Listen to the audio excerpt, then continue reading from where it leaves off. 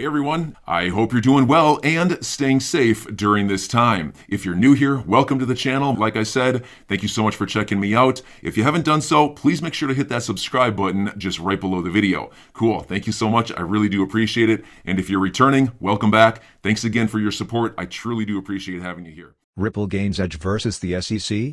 New evidence may favor XRP. The legal battle between payment company Ripple and the U.S. Securities and Exchange Commission, SEC, carries on. Going in on its second year, newly released documents could provide the payment company with an advantage over the commission. Starting on December 2020, the regulator accused the company and two of its executives of offering an unregistered security, the token XRP. When the legal battle began, it seemed one-sided in favor of the SEC, but time seems to be working for the benefit of the payment company. According to Eleanor Terrett, a journalist at Fox Business, and James K. Filan, a former federal prosecutor closely following the case, two memos dating as far as 2012 might shed new light on the case. The documents revealed that Ripple conducted legal analysis on the XRP token at that time. The analysis was conducted by Perkins Coie, an international legal firm based in the U.S. specializing in commercial litigation, regulatory legal advice, intellectual property, with clients such as Google, Amazon, and Facebook. The first of these memorandums is dated February 8, 2021. At that time, Chris Larsen and Jed McCaleb, Ripple co-founders, were working on developing the decentralized network that will be known as Ripple Network and its underlying token, called Ripple Credits in its early stage. The first report, Filan said, claimed XRP would have been classified as a security. This is why the company changed its business plan and requested Perkins Coie a second analysis delivered in October 2012. The second document was optimistic and concluded that the token should not be considered as securities, but did mention potential risks, as Filan said, that the SEC could differ. James Filan believes the memos demonstrate the company's intention to be compliant, and it was assessing any potential risk 5 years before digital assets became relevant for the U.S. regulator. The legal expert added, "It seems to me that Ripple was being very proactive, which is very important. There certainly is nothing in these memos that suggests that Ripple was being reckless or ignored any substantial risks. In fact, the memos suggest the opposite, that Ripple was being careful." Ripple takes the upper hand? CEO speaks in defense of XRP holders. According to Ripple's general counsel Stuart Alderty, the documents concluded that XRP was not an investment contract. Therefore, the documents could weaken the case that the regulator has been trying to build for over a year. Alderty added the following on the memos and the company's thought process back in 2012.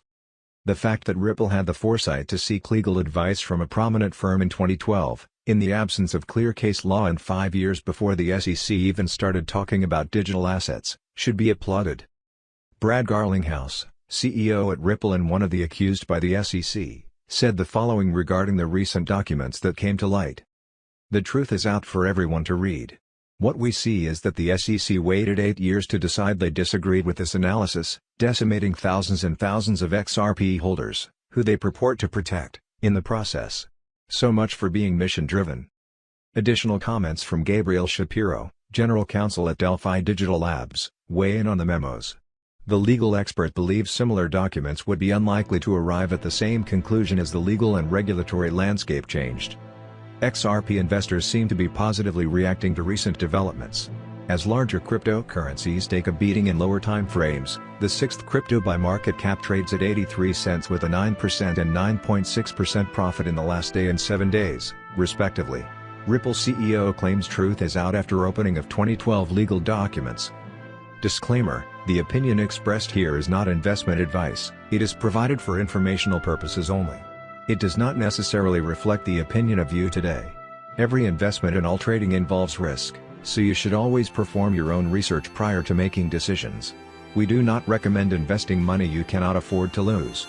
Ripple CEO Brad Garlinghouse believes that the truth is out for everyone to read after the 2012 legal memos that contained the advice Ripple received were made public. The truth is out for everyone to read. What we see is that the SEC waited 8 years to decide they disagreed with this analysis, decimating thousands and thousands of XRP holders, who they purport to protect, in the process. So much for being mission-driven. In a series of tweets, defense lawyer James K. Filan, who broke the news, gave an overview of the two legal documents. He said that both documents were from Perkins Coie, revealing the identity of a global law firm that had been previously unknown. The first memo was written in February 2012 and sent to Jed McCaleb and Jesse Powell, while the second was issued in October 2012 and sent to Chris Larson and Jed McCaleb. The first memo stated that if new coin is offered in what appears to be an eco, it will most likely be classified as a security. Ripple altered its business plan and returned to Perkins Coie, prompting the second memo. The second memo, more positive than the previous, stated that there was a small risk that the SEC would disagree. Perkins Coie, on the other hand, concluded that Ripple credits should not be classified as securities. Ripple could take action to reduce the possibility of the SEC disagreeing with Perkins Coie, according to the document. James K. Filan argues, there is certainly nothing in these memos that suggests that Ripple was being reckless or ignored any substantial risks. Filan feels that the unsealing of the memos is, overall, favorable to Ripple and the individual defendants. Stuart Aldarity, Ripple's general counsel, gave his final word on the documents, after saying earlier that two documents from 2012 would indicate that the XRP cryptocurrency was not seen as an unregistered security. He says, the conclusion of these now public 2012 memos is clear: XRP do not constitute securities. The fact that Ripple had the foresight to seek legal advice from a prominent firm in 2012, in the absence of clear case law and 5 years before the SEC even started talking about digital assets, should be applauded. Ripple CEO says legal memos prove XRP not a security. How accurate is it? In 2012, Ripple reached out to a legal company to get a review of its business model and obtain recommendations for reducing legal risks. After the company's first analysis, Ripple went back to the drawing board and submitted a new proposal. Now, 10 years later, the legal memos have been unsealed as part of the SEC versus Ripple lawsuit, and emotions are running high. Ready to let rip. Ripple CEO Brad Garlinghouse said, "The truth is out for everyone to read.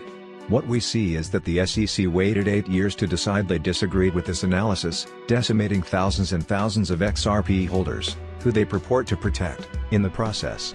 So much for being mission-driven." Meanwhile, Ripple General Counsel Stuart Aldarity claimed that the memos confirmed that XRP was not a security.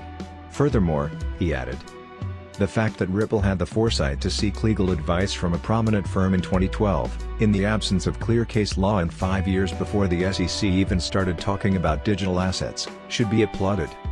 Don't be so insecure. But the question stands, what exactly did the law firm say?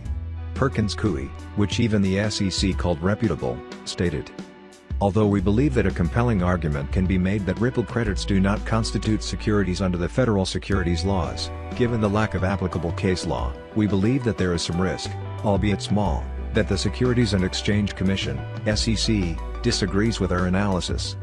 Investors should note this is a long way from confirming that Ripple credits, which we know as XRP, was not a security.